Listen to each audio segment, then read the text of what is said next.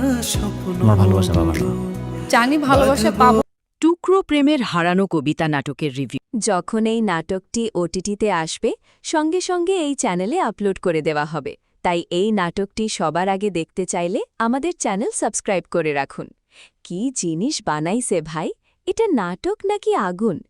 এই কথা বলছি, এর কারণ জানতে চাইলে পুরো ভিডিওটি দেখতে হবে। এই ভিডিওর শেষের টুইস্টটা শুনলে তুমি নিজেই কোমায় চলে যাবে, তাই ভিডিওটি না টেনে পুরো ভিডিওটি দেখুন। প্রেমের গল্প নিয়ে হাজির হয়েছে।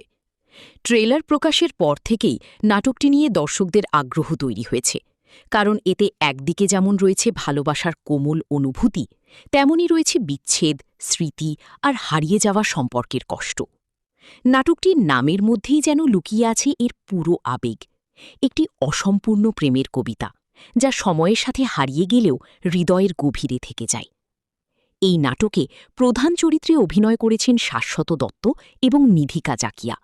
দুজনের অনস্ক্রিন কেমিস্ট্রি ট্রেলার থেকেই দর্শকদের নজর কেড়েছে।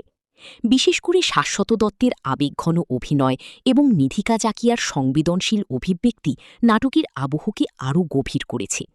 তাদের অভিনয়ের মধ্যে বাস্তবতার একটা ছোঁয়া রয়েছে, যা দর্শকদের সহজেই গল্পের সঙ্গে সংযুক্ত করতে পারে।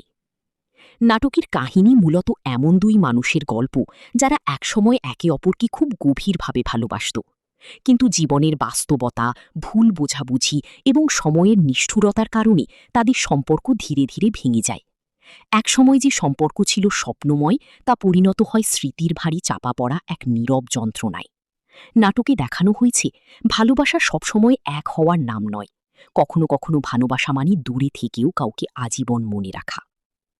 গল্পের শুরুটা বেশ সুন্দর এবং কাব্যিক।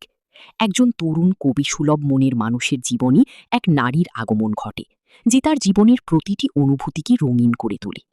তাদের সম্পর্ক